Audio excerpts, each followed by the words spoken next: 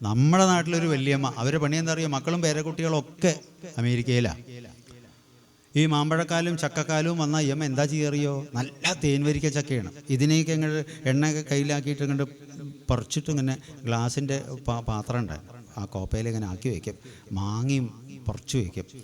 കുട്ടികൾ സ്കൂൾ വിട്ട് വരുമ്പോൾ കുഞ്ഞുകുട്ട അവിടെ വാടാ, എന്നടി മോളിക്കുട്ടി നിനക്ക് ഇന്നലെ കിട്ടിയില്ലോ, എന്താ കുട്ടികൾക്ക് ഇത് കൊടുക്കുക. അതൊരു സന്തോഷം. അവരിങ്ങനെ ചപ്പി വലിച്ച് പോണത് ഇങ്ങനെ കണ്ടിട്ട് ഇങ്ങനെ അവർ കണ്ണിൽ നിന്ന് മറയുന്നത് വരെ. കുറേ കഴിഞ്ഞപ്പോൾ ക്രീന്നൊരു നീണ്ട ഫോണടിക്കുക. ഈ ISD കോളുകൾക്കൊരു നീളം കൂടുതലാണ് അല്ലേ? അതെ. അപ്പോൾ അതോ വിളിക്കണോ കുട്ടിയെ തോന്നണമെന്ന് പറഞ്ഞിട്ട് നേരെ അകത്ത് പോയി ഫോൺ എടുത്തു. ഹലോ മുത്തശ്ശി, ഹലോ കുഞ്ഞൂട്ടാ, എന്താ മുത്തശ്ശി ചെയ്യണേ? ഞാൻ ഇതാ സ്കൂൾ വിട്ട് പോകണ കുട്ടികളെ കാത്തു നിൽക്കുകയായിരിക്കില്ലേ? അതെ. മോനൂട്ടൻ എന്താ ചെയ്യണേ? ഞാൻ ഇപ്പോൾ ചക്ക തിന്നുകൊണ്ടിരിക്കുക. ചക്ക തിന്നെ? അതിപ്പോൾ എന്താ സംഗതി അറിയോ? ചെറുപ്പളശ്ശേരിക്കാരൻ ഒരാൾ അയൽവാസിയാണ്.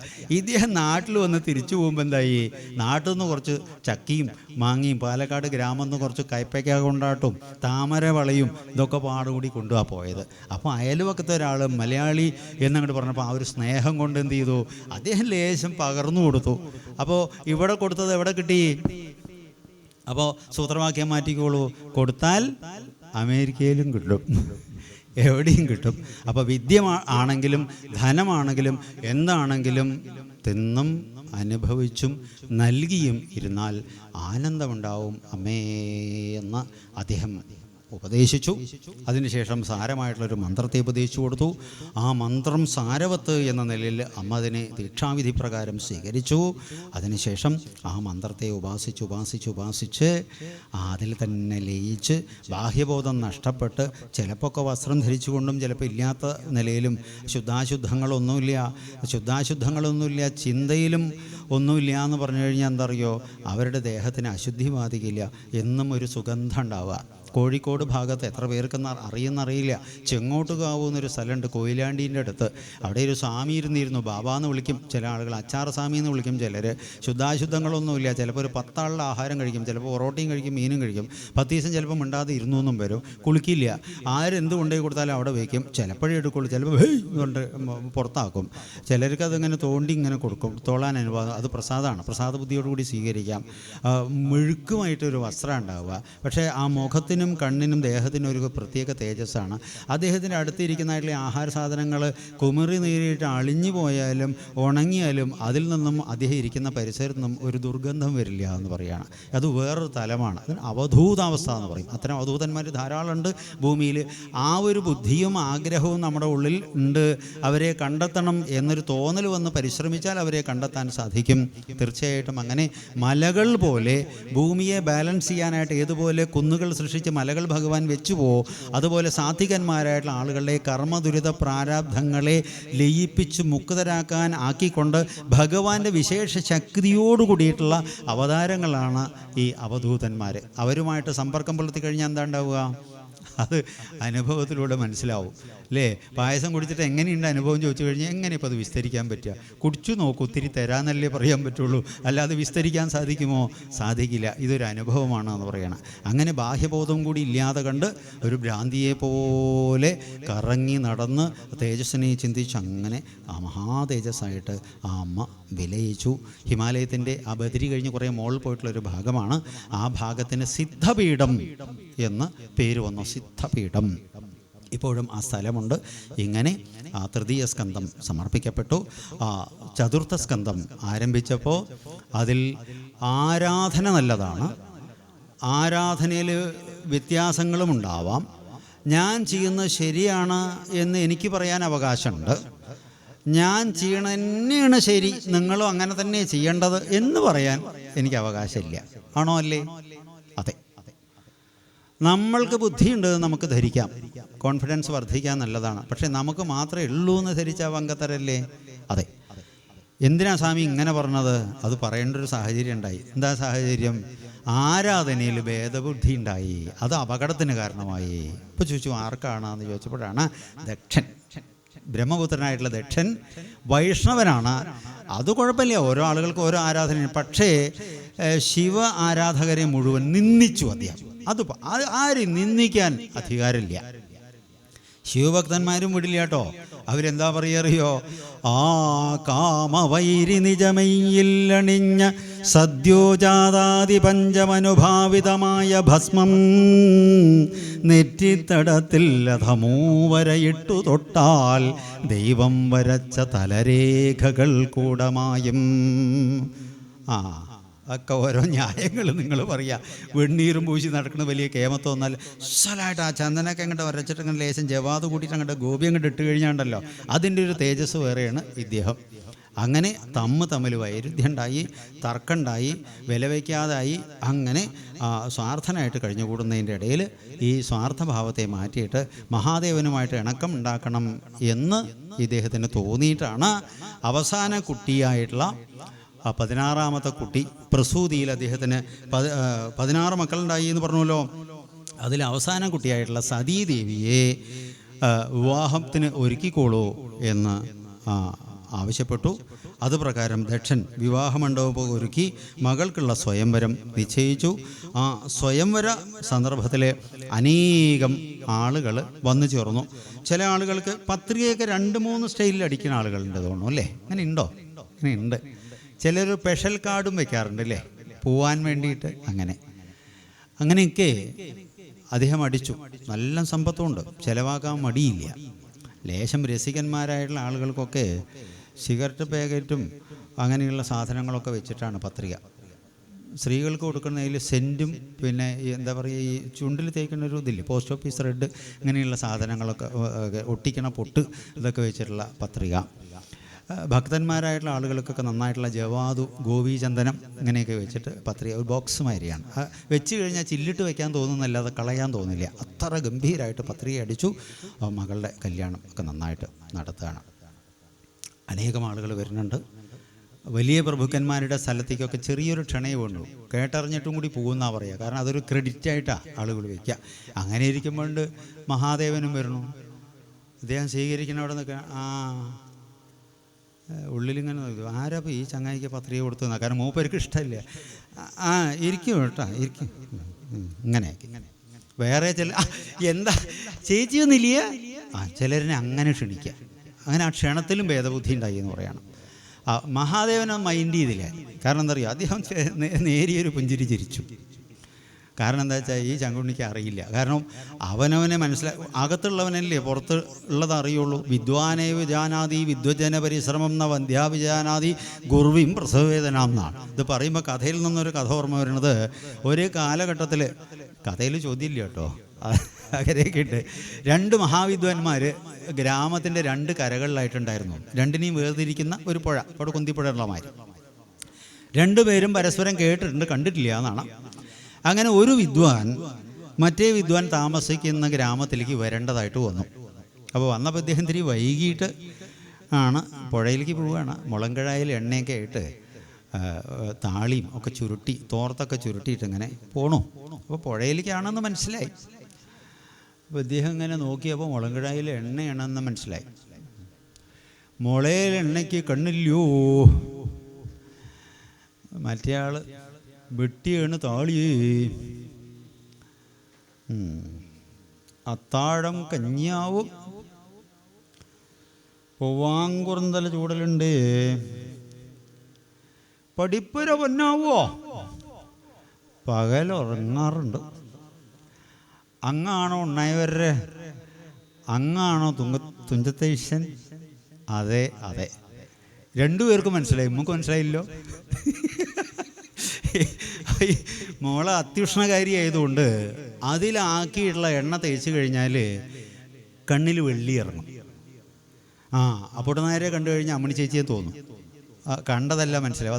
അതാണ് ഇതിൻ്റെ ഒരു പ്രത്യേകത. അതാണ് മുളയിൽ എണ്ണയ്ക്ക് കണ്ണില്ല എന്ന് പറഞ്ഞത്. അതിന് അദ്ദേഹം പറഞ്ഞ മറുപടി എന്താ? വെട്ടിയെണ്ണ താളിയെന്നാണ്. ഈ വെട്ടിത്താളിൻ്റെ പ്രത്യേകത എന്താ? അതിനെ മുഴുവൻ ശമിപ്പിച്ചുകൊണ്ട്, എന്ത് ഉഷ്ണമുണ്ടെങ്കിലും അതിനെ ശമിപ്പിച്ചുകൊണ്ട് കണ്ണിന് തെളിച്ചം, 88 വയസ്സായാലും കണ്ണട വേണ്ട, പ്രിൻ്റഡ് ആൻഡ് പബ്ലിഷ്ഡ് വരെ വായിക്കാനുള്ള കഴിവുണ്ടാവും. ഇതാണ് അതിൻ്റെ പ്രത്യേകത. ഇങ്ങനെയൊക്കെ ആണെങ്കിലും മഹാശ്രീകര ഈ സാധനം, ദരിദ്രം പോവില്ല. അതാണ് അത്താഴം കഞ്ഞിയാണോ ചോദിച്ചത്. ഐശ്വര്യം ഇല്ലാത്ത സാധന. അപ്പോൾ അതിന് അദ്ദേഹം പറഞ്ഞ മറുപടി എന്താ? പൂവാങ്കുറുന്തല ചൂടാറുണ്ട്. ദശപുഷ്പങ്ങൾ എന്ന് പറഞ്ഞിട്ട് 20 പുഷ്പങ്ങളുണ്ട് അല്ലേ? 10 ദശപുഷ്പങ്ങൾ എന്ന് പറഞ്ഞിട്ട് 10 പുഷ്പമുണ്ട്. അതിൽ ബ്രഹ്മദേവനെ പ്രതിനിധാനം ചെയ്യുന്ന പുഷ്പമാണ് പൂവാങ്കുറുന്തല.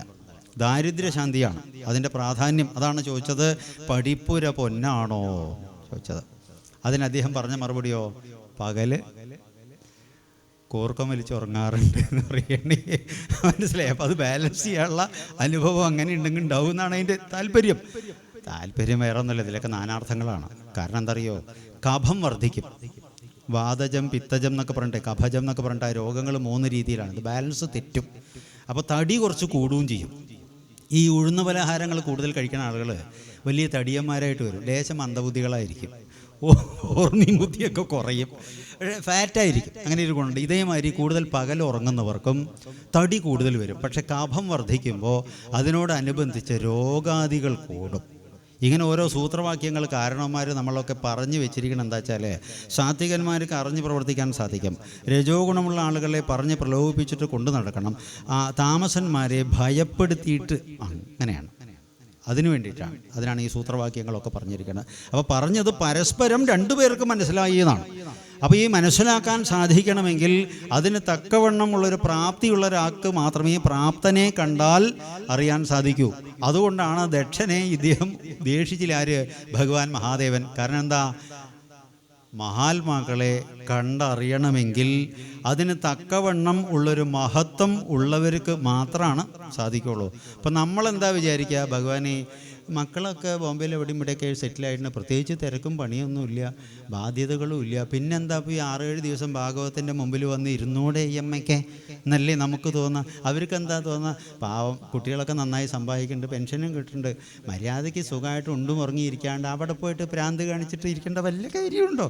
12 ചുട്ടിൽ എന്നാണ്. അതൊക്കെ ഭാവനയാണ്. ഓരോരുത്തരുടെ സംസ്കാരം അനുസരിച്ചിട്ടാണല്ലോ ഓരോ ചിന്താഗതികൾ വരിക.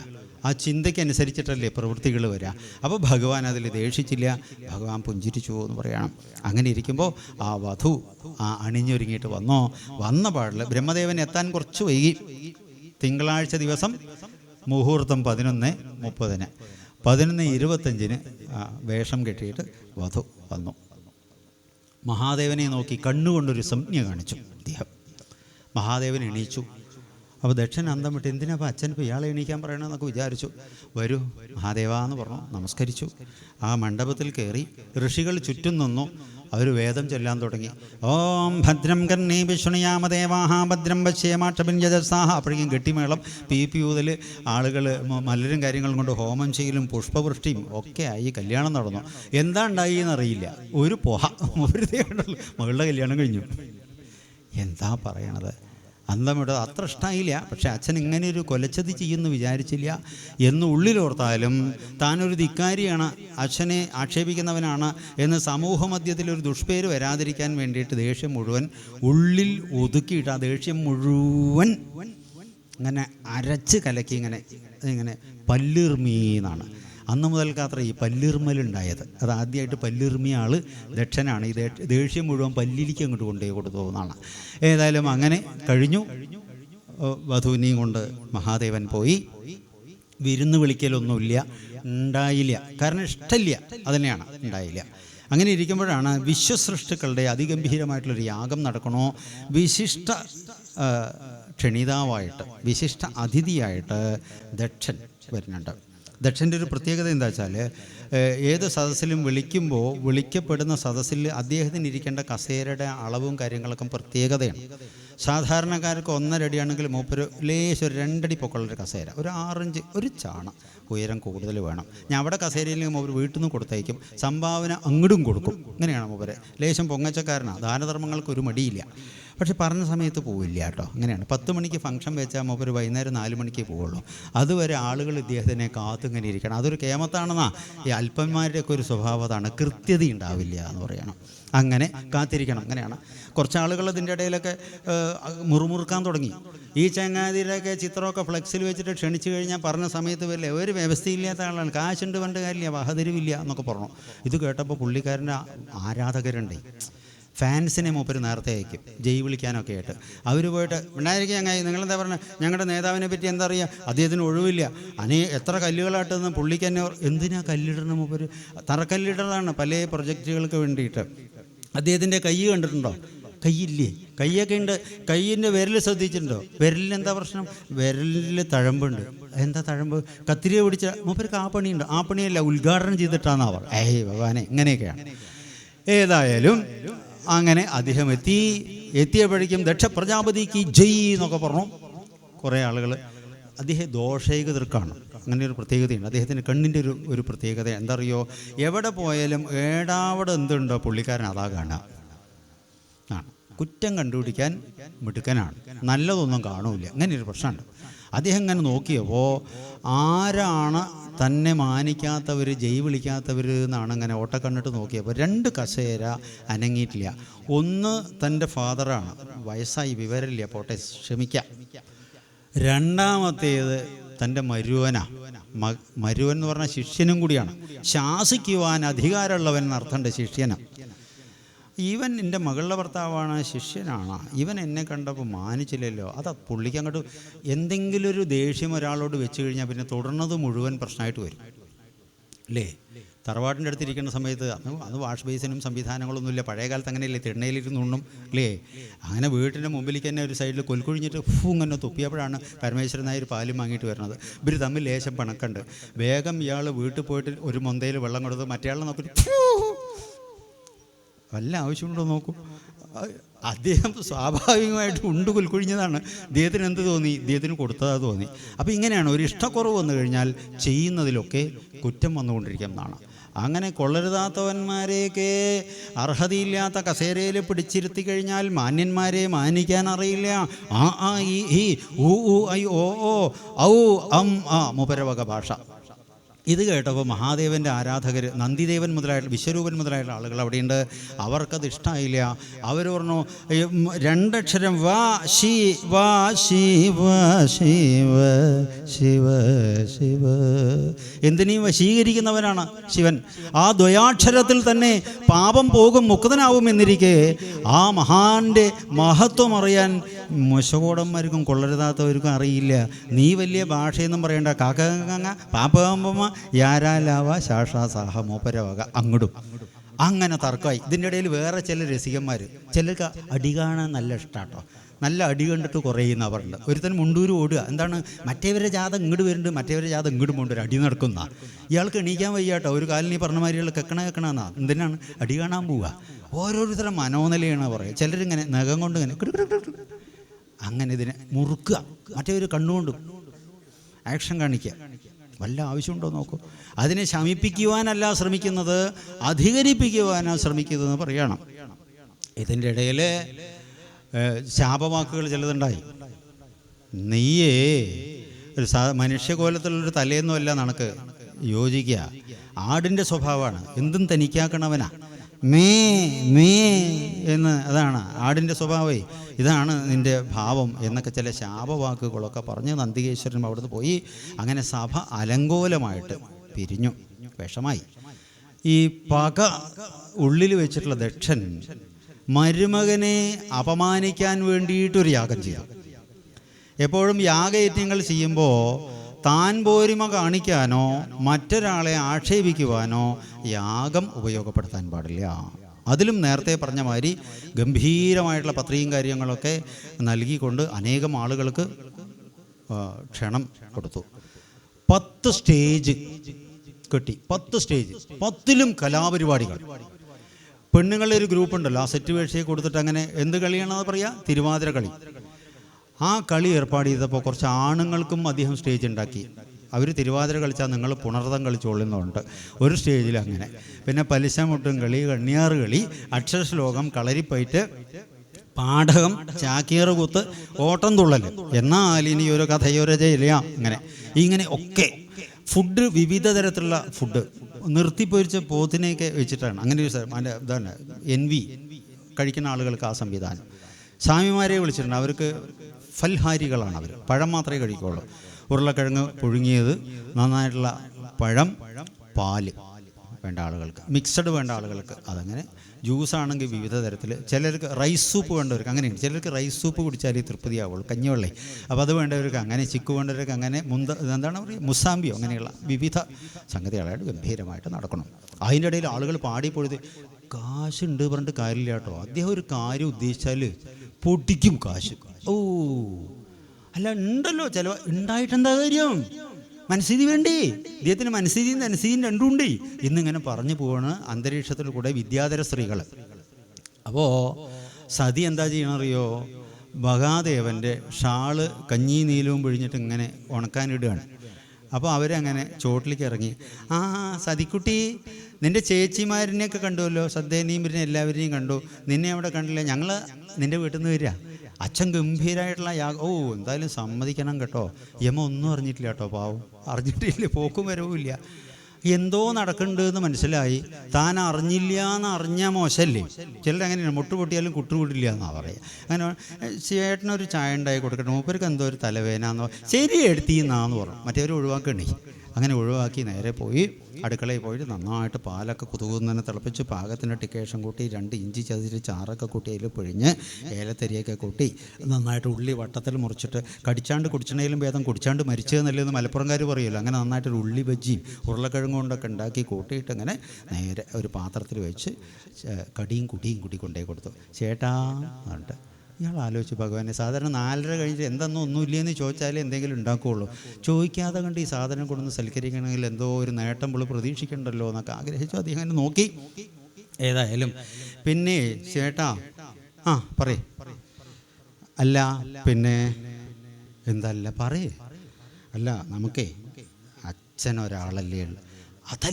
അതല്ല പറഞ്ഞതേ. നമുക്ക് അച്ഛനായിട്ട് ഒരാളല്ലേ. ഇപ്പം അദ്ദേഹം എന്തെങ്കിലും ഒരു കർമ്മം ചെയ്യുമ്പോൾ നമ്മൾ അവിടെ പോയിട്ട് അതിൻ്റെ ഭാഗം ആവണ്ടേ? എന്താ നീ പറയണത്? അല്ല അച്ഛനൊരു യാഗം നടത്തുന്നതായിട്ടൊക്കെ വലിയേച്ചി പറഞ്ഞിട്ട് അറിഞ്ഞു. നമ്മൾ ഇതുവരെ പോവലും വരലൊന്നും ഉണ്ടായിട്ടില്ലല്ലോ, ഒന്ന് പോണ്ടേ എന്നൊക്കെ ചോദിച്ചു. അപ്പം അദ്ദേഹത്തിന് തോന്നി, എന്താ എത്ര കാലം ഇല്ലാതെ തന്നെ കിട്ടണം എന്ന് കരുതിയിട്ട് അനേക കാലം തപം ചെയ്തിട്ടുള്ള കുട്ടിയാണ് ഇപ്പം അച്ഛൻ്റെ അടുത്തേക്ക് ഒരു ശ്രദ്ധ വരണത്. ആലോചിച്ചപ്പോൾ അദ്ദേഹത്തിൻ്റെ ധ്യാനത്തിൽ കണ്ടെത്തി 1000 അന്ത്യം എത്തിയതായിട്ട് കണ്ടെത്തിയെന്നാണ്.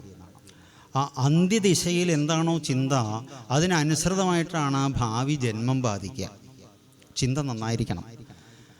ഭഗവാനെ അഹങ്കാരിയായിട്ടുള്ള ഇദ്ദേഹത്തിനെ ചിന്തിച്ചു പോയി കഴിഞ്ഞാൽ അഹങ്കാര രൂപിയായിട്ട് ജനിക്കും. പറഞ്ഞയച്ചാൽ എന്തുണ്ടാവും, പറഞ്ഞയച്ചില്ലെങ്കിൽ എന്തുണ്ടാവും, രണ്ടും അദ്ദേഹം ഭാവന ചെയ്തു. പറഞ്ഞയച്ചാൽ അഹങ്കാരിയായിട്ടുള്ള ഇദ്ദേഹം എന്നോടുള്ള ദേഷ്യം അവളോടും കാണിക്കും അല്ലേ? സാത്വികനായിട്ടുള്ള ഒരാൾ, ഒരു കുട്ടികളെ ഒരു കടുത്തൊരു ഭാഷ പറയാത്ത ഒരു വ്യക്തിയുണ്ട് നമ്മുടെ നാട്ടിൽ. വിദ്വാൻ എന്നുള്ളൊരു സ്റ്റേജൊക്കെ പഠിച്ചു നേടിയിട്ടുള്ള ആളാണ്. പക്ഷേ പുള്ളിക്ക് ഒരു ദുശീലം എന്താ വെച്ചാൽ, പത്മനാഭൻ നായരെ നായയെ കണ്ടു കഴിഞ്ഞ് എറിയും. നായയോട് വിരോധം ഉണ്ടായിട്ടില്ല, നായരോടുള്ള വിരോധം നായയോട് തീർക്കുക. ഇതാണേ. അപ്പം ഇതേമാതിരി തന്നോട് വൈരുദ്ധ്യം ഉണ്ടെങ്കിൽ അത് ഇവളോട് കാണിക്കും. അപ്പം എന്താ ഉണ്ടാവുക?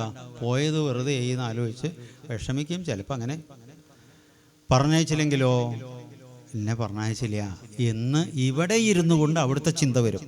അങ്ങനെയാണ് പോകുന്നതെങ്കിലോ അത് വിഷമായിട്ട് വരും. ഞാൻ എത്തിക്കോളാം, എന്നാൽ സതി അങ്ങനെ നിർബന്ധമാണെങ്കിൽ ചെന്നോളൂ എന്ന് പറഞ്ഞു. അതിൻ്റെ ഇടയിൽ വീണ്ടും ചില വാഗ്വാദങ്ങളൊക്കെ ഉണ്ടായിട്ടുണ്ട് കേട്ടോ. കാരണം അവനവൻ്റെ വീട്ടിലേക്ക്, അധികാരമുള്ള സ്ഥലങ്ങളിലേക്ക് പ്രത്യേക ക്ഷണം വേണമെന്നുണ്ടോ ശിവേട്ടാ എന്നൊക്കെ ചോദിച്ചിട്ടുണ്ട്. അപ്പോൾ അദ്ദേഹം പറഞ്ഞു, നീ പറഞ്ഞത് ശരിയാണ് സതിക്കുട്ടിയെ, ദാക്ഷായണിയെ എന്നാണ്, ദക്ഷൻ്റെ പുത്രിയെ എന്നാണ് അതിൻ്റെ അർത്ഥം. ദേഷ്യം വരുമ്പോൾ മൂപ്പർ അങ്ങനെ വിളിക്കുക, മറ്റൊക്കെ സതി എന്ന് വിളിക്കും. ദാക്ഷായണിയെ. പോണെ കൊണ്ട് വിരോധമൊന്നുമില്ല, ക്ഷണം പ്രത്യേകം വേണമെന്നൊന്നുമില്ല. പക്ഷേ ചെന്ന ആളെ മാനിക്കാനുള്ള കരുത്തില്ലാത്തതിൻ്റെ അടുത്തേക്ക് ചെല്ലണേക്കാൾ നിന്ന് കിടുകയാണ്, ചെന്ന് കിടണേക്കാൾ ഭേദം നിന്ന് കിടുകയാണ് എന്നൊക്കെ മറുപടിയും പറഞ്ഞു. ഏതായാലും ഇവളുടെ വാസന കർശനമായിട്ട് അങ്ങോട്ട് നിൽക്കണമെന്ന് കണ്ടപ്പോഴാണ് സമ്മതം മൂളിയത്. പോയപ്പോഴത്തേക്കോ സഹോദരിമാരൊക്കെ പാടുകൂടി വളഞ്ഞുകൂട്ടി നിന്ന്, സതിക്കുട്ടിയെ നീ ഒന്ന് ഉരുണ്ടിട്ടുണ്ട് കേട്ടോ, തടിക്കണ്ട, കൊളസ്ട്രോൾ കൂടും എന്നൊക്കെ പറഞ്ഞു. വളം മാറ്റിയോ എന്നൊക്കെ ചോദിച്ചു. ഒന്നുമില്ല, പാവം ഒരു പരിഷ്കാരമില്ലാത്ത ആളാണ്. മശാനത്തിലെ മൂപ്പർ അധികം കിടത്തും. അങ്ങനെയുള്ള ആളിപ്പോൾ എന്താ ഇപ്പോൾ ബ്യൂട്ടി പാർലർ ഉണ്ടാക്കി കൊടുക്കുമോ? ഇല്ല. പക്ഷേ എങ്കിലും വാക്കുകൊണ്ട് സന്തോഷിപ്പിക്കാനായിട്ട് അവരൊക്കെ പരിശ്രമിച്ചു എന്ന് പറയുകയാണ്. ഇതിൻ്റെ ഇടയിൽ ഇത് കണ്ടുകൊണ്ട് ദക്ഷൻ വന്നു. ദക്ഷൻ അത് ഇഷ്ടമായില്ല. കാരണം തനിക്ക് ഇഷ്ടമില്ലാത്തവൻ്റെ ഭാര്യ തൻ്റെ മകളാണെങ്കിലും അവളും ഇഷ്ടക്കുറവുള്ളവൾ തന്നെ, ശത്രു തന്നെയാണെന്നാണ് പറയണത്. അനേകം സ്റ്റേജുകൾ കെട്ടിയിട്ടുണ്ട്. മെസ്സൊക്കെ ഓപ്പണാക്കിയിട്ടുണ്ട്. വേണ്ടവരൊക്കെ, ഏത് ദുഷ്ടന്മാർക്കും വകതിരില്ലാത്തവർക്കും മ്ലേച്ഛന്മാർക്കും മൃഗങ്ങൾക്കൊക്കെ ആഹാരം കൊടുക്കാം, അതിൽ വിരോധമില്ല. ആരെങ്കിലുമൊക്കെ വന്ന് കഴിച്ചു പോയിക്കോട്ടെ, നിങ്ങൾക്കൊന്നും വേറെ പണിയിൽ. കുട്ടിയെ സ്വാഹേ, നീ എന്താ അവിടെ നിൽക്കണേ? അഗ്നി ചോദിച്ചിരുന്നല്ലോ നിന്നെ, സ്വതേ എന്താ അവിടെ കിടന്നിരിയണം? അങ്ങനെ ഇവളുടെ അടുത്ത് നിൽക്കുന്ന മക്കളെ, പെൺമക്കളെയൊക്കെ അതത് ഭാഗങ്ങളിലേക്കൊക്കെ പറഞ്ഞയച്ചു. ഫലത്തിൽ ദാക്ഷായണി സതി ഒറ്റയ്ക്കായി. ഭഗവാന് എത്ര ക്വാളിറ്റി ഇല്ലാത്ത ഒരാളാണെങ്കിലും തൻ്റെ ഭവനത്തിലേക്ക് കയറി വന്നാൽ മാനിക്കേണ്ട ഒരു മാന്യതയുണ്ട്. ഇത് വല്ലാത്തൊരു അസുരജന്മായി, ഇത്ര മ്ലേച്ഛനായിട്ടുള്ളൊരു വ്യക്തിയിൽ നിന്നാണല്ലോ ഞാൻ ജനിച്ചത്, അങ്ങനെയാണെങ്കിൽ ഈ ശരീരം ഞാൻ ഇഞ്ഞ് വയ്ക്കണില്ല എന്നും പറഞ്ഞിട്ട് പ്രാണായാമം ചെയ്ത് ആ ഊർധ്വഗതിയിലേക്ക് അപാനവായുവിനെ കൊണ്ടുവന്ന് ഉദാനെ കണ്ടത്തിൽ നിന്ന് ഹൃദയത്തിൽ ലയിപ്പിച്ചുകൊണ്ട് ഹരേ എന്ന് ആ മഹാദേവനെ സ്മരിച്ചുകൊണ്ട് തൻ്റെ ആ പ്രാണനെ അങ്ങോട്ട് ഉപേക്ഷിച്ചപ്പോൾ വെട്ടിയിട്ട വാഴ പോലെ ആ ശരീരം വീണു എന്നാണ്. ഈ വാർത്ത കർണാകർണികയ മഹാദേവനിലേക്ക് എത്തി. ക്രുദ്ധനായിട്ടുള്ള അദ്ദേഹം ചടുലമായ നൃത്തം വെച്ചുകൊണ്ട് ആ ജടകളൊക്കെ ഇങ്ങോട്ട് പിടിച്ചു കുഴഞ്ഞപ്പോൾ അതിൽ നിന്ന് 2 ഉഗ്രരൂപികളുണ്ടായി, വീരഭദ്രനും കാളിയും എന്നാണ്. വീരഭദ്രൻ തൊഴുതുകൊണ്ട് ചോദിച്ചു, പിതാശ്രീ നാമധേയം കൽപ്പിക്കുക, ഞാൻ എന്ത് ചെയ്യണം എന്ന് ചോദിച്ചപ്പോൾ അഹങ്കാരിയായിട്ടുള്ള ദക്ഷനെ ഒരു പാഠം പഠിപ്പിക്കുക എന്നാണ്. അപ്പോൾ ഭഗവാന്റെ ഈ ശിക്ഷ സത്യത്തിൽ എന്തിനു വേണ്ടിയിട്ടാണ്? നമുക്കൊക്കെ തന്നെ ഓരോ ദുരിതങ്ങൾ വരുമ്പോൾ നമ്മൾ എന്താ മനസ്സിലാക്കേണ്ടത്? ഭഗവാന്റെ കാരുണ്യം കൊണ്ടാണ്, നമ്മളെ നന്നാക്കിയെടുക്കാൻ വേണ്ടിയിട്ടാണ്. അപ്പോൾ ചില അസ്ക്യതകളും കൊഴുപ്പുകളും ശരീരത്തിൽ കൂടിക്കഴിഞ്ഞാൽ കഷായം കഴിച്ച് മാറുന്നതുണ്ട്, ചിലത് ഓപ്പറേറ്റ് ചെയ്ത് തന്നെ കളയണ്ടേ അല്ലേ? അതെ, നമ്മുടെ നിലനിൽപ്പിന് വേണ്ടിയിട്ടല്ലേ ആ ഓപ്പറേഷൻ പോലും.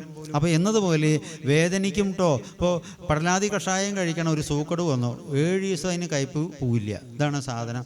വൈദ്യരെ ഞാൻ മണത്ത് നോക്കിയിട്ട് എനിക്ക് ഇഷ്ടമുണ്ടെങ്കിലേ കഴിക്കു കിട്ടുമോ എന്ന് പറഞ്ഞാൽ സൂക്കട് മാറുമോ? ഇല്ല. സൂക്കട് മാറണമെങ്കിൽ ആ ഇഷ്ടങ്ങളൊക്കെ അനിഷ്ടങ്ങളൊക്കെ ഇഷ്ടമാക്കി സഹിക്കേണ്ടതായിട്ട് വരും എന്നാണ്.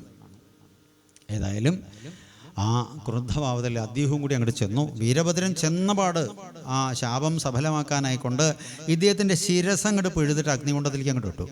ദക്ഷൻ്റെ കൂർക്കത്തല നുള്ളി എറിയണമായിരുന്നു. അത് കഴിഞ്ഞ് ഇങ്ങനെ കണ്ണുരുട്ടി കാണിച്ചിട്ടുണ്ടായിരുന്നു ഒരു വിദ്വാൻ. അവൻ്റെ കണ്ണുകൾ തോണ്ടിയിട്ടും വലിച്ചു പറഞ്ഞു. പൂഷാവ് എന്നുള്ള ഒരാൾ, പുള്ളി അങ്ങനെ ഈ ചിരി 3 തരം ഉണ്ടല്ലോ, നോക്കിച്ചിരി, ആക്കിച്ചിരി, പോക്കിച്ചിരിയ. മറ്റേ ആക്കിച്ചിരിയെ ചിരിച്ച് അവൻ്റെ പല്ലൊക്കെ അങ്ങോട്ട് അടിച്ചു കൊഴിച്ച് ഇങ്ങോട്ട് ഓരോ ഭാഗത്തേക്ക് കിട്ടുമെന്ന് പറയാണ്. ഭൃഗു ഇങ്ങനെ മൂപ്പരിങ്ങനെയാണ് താടി തടവിയിട്ട്. അതിൽ 2 അർത്ഥമാണ്. എന്താ ഇതുമാതിരി ഉള്ളൂ നീയൊക്കെ എന്നാണ്, വല്ല കാര്യമുണ്ട് അതിൻ്റെ ഇത് മനസ്സിലാക്കി മൂപ്പര വക അതിനെയൊക്കെ അങ്ങോട്ട് പിഴിഞ്ഞിട്ട് പോകുന്നു. ഞങ്ങളുടെ അഗ്നികുണ്ഡത്തിൽ വീണ്ടുള്ള താടിയൊക്കെ ഫും അങ്ങോട്ട് കത്തി തുറന്നു. ഇതിൻ്റെ ഇടയിൽ അവിടെ കൂടിയിട്ടുള്ള തിരുമേനിമാർക്ക് വല്ലാത്ത സങ്കടമായി.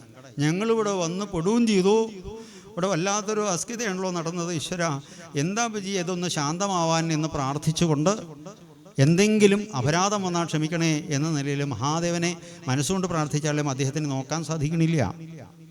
ഭഗവാൻ വിഷ്ണുവിനെ വിളിച്ചു. കായേന വാചാ മനസേന്ദ്രിയർവാ ബുദ്ധ്യാത്മനാവാ പ്രകൃതി സ്വഭാവാൽ കരോമിയല്യൽ സകലം വരസ്മൈ നാരായണായേതി സമർപ്പയാമി. ഭഗവാനെ വിളിച്ചോളൂ കേട്ടോ, ഭഗവാൻ പരിഹാരം ഉണ്ടാക്കും, സൂത്രശാലിയാണ്, വിജ്ഞാനിയാണ് എന്ന് പറഞ്ഞു. ഭഗവാൻ വിഷ്ണു അവിടെ പ്രത്യക്ഷനായി. സാഹചര്യങ്ങൾ മനസ്സിലാക്കിയില്ല. അദ്ദേഹം പറഞ്ഞു, വിഷമിക്കൊന്നും വേണ്ട, മഹാദേവനെ പറ്റി നിങ്ങൾക്ക് അറിയില്ല, ഞാൻ അദ്ദേഹത്തിൻ്റെ ആ ശിരസിലുള്ള ഭാരത്തെ ഞാൻ ഭാരരഹിതനാക്കി കൊടുക്കാമെന്ന് പറഞ്ഞ് തൻ്റെ ചക്രം കൊണ്ട് ആ സതീ ദേഹത്തെ എടുത്തിട്ടാണ് കളിച്ചിരുന്നത്. അതിനെ കഷ്ണം കഷ്ണാക്കി. അതൊക്കെ ആ ചാടി കളിക്കുന്നതിൻ്റെ ഓരോ ഭാഗങ്ങളിൽ വീണു. അങ്ങനെ 108 ഭാഗങ്ങളിൽ 108 സിദ്ധപീഠങ്ങളായി സതീദേഹം വീണ സ്ഥലം ദേവീ ഭാഗത്തിൽ കുറച്ചുകൂടി നന്നായിട്ട് വിസ്തരിക്കും. ഏതായാലും വീണ്ടും ഋഷികളെ നോക്കി പറഞ്ഞു, ഭഗവാൻ ആ ക്രോധം ഒക്കെ ഉണ്ടെങ്കിൽ പോലും ക്രോധം എന്നത് അദ്ദേഹത്തിൻ്റെ സ്വഭാവമല്ല. ചില സാഹചര്യങ്ങൾ അദ്ദേഹം ക്രോധം അഭിനയിക്കുന്നതാണ്. സ്വതവേ ശാന്തനാണ്, കൃപാലുവാണ്. സ്വന്തം രക്ഷ പോലും ചിന്തിക്കാതെ ലോകനന്മ ആഗ്രഹിച്ചുകൊണ്ട് ആ ഹാലാഹല വിഷം സ്വയം പാനം ചെയ്ത മഹാനുഭാവനാണ്. അദ്ദേഹത്തിനെ സന്തോഷിപ്പിക്കാൻ ഒരു വഴിയുണ്ട് എന്ന് പറഞ്ഞിട്ട് ആ വഴി പറഞ്ഞു കൊടുത്തു. എല്ലാവരും ചേർന്ന് കൈകൂപ്പി പ്രാർത്ഥിച്ചോളൂ. കരചരണകൃതം വാ കായജം കർമ്മജം വാ ശ്രവണനയനജം വാ മാനസം വാപരാധം വിഹിതമവിഹിതം വാ സർവമേതൽ ക്ഷമസ്വ ശിവ ശിവ കരുണാംബേ ശ്രീ മഹാദേവ ശംഭോ. ആ ഭഗവാന്റെ സാന്നിധ്യത്തിൽ ആ മഹാദേവൻ ശാന്തതയെ സ്വീകരിച്ചു എന്നാണ്. സ്വാമിമാർ ശാന്തി മന്ത്രം ചൊല്ലിയിട്ട് ഹവനം ചെയ്തു. സമിദ്യുപസേ വൃഷന്നഗ്നേ വിശ്വാനര്യ. ഏതായാലും ആ ശാന്തി സംഭവിച്ചു. ഈ ഘട്ടത്തിൽ വിശ്വകർമാവിനെ വിളിച്ച് ഒരു അജശിരസ് ഇദ്ദേഹത്തിൻ്റെ ആ ഗളത്തിൽ ബന്ധിപ്പിച്ചു. ആ പ്രോക്ഷിച്ച് മന്ത്രജലം തെളിച്ചപ്പോൾ അദ്ദേഹത്തിന് ജീവനുണ്ടായി എന്ന് പറയാണ്. ഭാവന കൊണ്ട് ഭഗവാനോട് ക്ഷമായാചനം ചെയ്തു. തൻ്റെ ഈ പ്രഭാവമൊക്കെ സത്യത്തിൽ ഞാൻ പൂജ്യമാണെന്ന് എനിക്ക് ഇപ്പോഴാണ് മനസ്സിലാവണത്. പൂജ്യം വിലയില്ലാത്ത സാധന, പക്ഷേ പൂജ്യത്തിന് വിലയുണ്ടാവും. ആ ഒന്ന് എന്ന സത്യത്തോടു കൂടി പൂജ്യം ചേർന്നാൽ പൂജ്യത്തിന് വിലയായി. പക്ഷെ സ്ഥാനം തെറ്റിയ വിലയില്ല. വലത്തോട്ട് വന്നാൽ വിലയായി, ഇടത്തോട്ട് പോയാൽ വിലയില്ല. അതെനിക്ക് മനസ്സിലായി എന്ന് ക്ഷമായാചനം ചെയ്തോ എന്ന് പറയാണ്. ഭഗവാൻ അനുഗ്രഹിച്ചു. വീണ്ടും അടിയനൊരു അപേക്ഷയുണ്ട് എന്ന് ചോദിച്ചു. എന്താണ് അപേക്ഷ? ഇനിയിപ്പോൾ ഇതൊരു രൂപം ഒരു സുഖമായിട്ട് തോന്നണില്ല. അതുകൊണ്ട് ഈ ദേഹത്തെ ഉപേക്ഷിക്കാനായിട്ട് അവിടുന്ന് അനുവാദം തരണം. പൂർവ്വ അവസ്ഥയിലുള്ളൊരു ദേഹം സംജാതമാവാനും പൂർവ്വ അധികാരം കിട്ടാനും പൂർവ്വസ്മൃതി ഉണ്ടാവാനും കൂടി ഭഗവാൻ അനുഗ്രഹിക്കണം എന്ന് പറഞ്ഞപ്പോൾ അത് സാധിക്കും എന്ന് ഭഗവാൻ പ്രതിവചിച്ചു. അങ്ങനെയാണ് യാഗം തീരുന്നത്. ദക്ഷൻ്റെ കഥയാണ്. ഒരധ്യായം, 2 അധ്യായം ധ്രുവൻ്റെ കഥ ആരംഭിക്കുകയാണ്. പെൺകുട്ടികളുടെ കഥകളൊക്കെ കഴിഞ്ഞപ്പോൾ ആൺകുട്ടികളുടെ കഥയും കൂടി കേൾക്കണം എന്നാവശ്യപ്പെട്ടു. ഇനി ആ ആൺകുട്ടിയായിട്ടുള്ള 2ാമത്തെ മകൻ്റെ കഥയാണ് ആദ്യം പറയണത്. അവൻ്റെ പേര് ഉത്ഥാനപാദൻ. 1-2 അധ്യായം വായിച്ചിട്ട് നമുക്ക് കഥാഭാഗങ്ങളിലേക്ക് ശ്രമിക്കാം. ഹരി ഓം.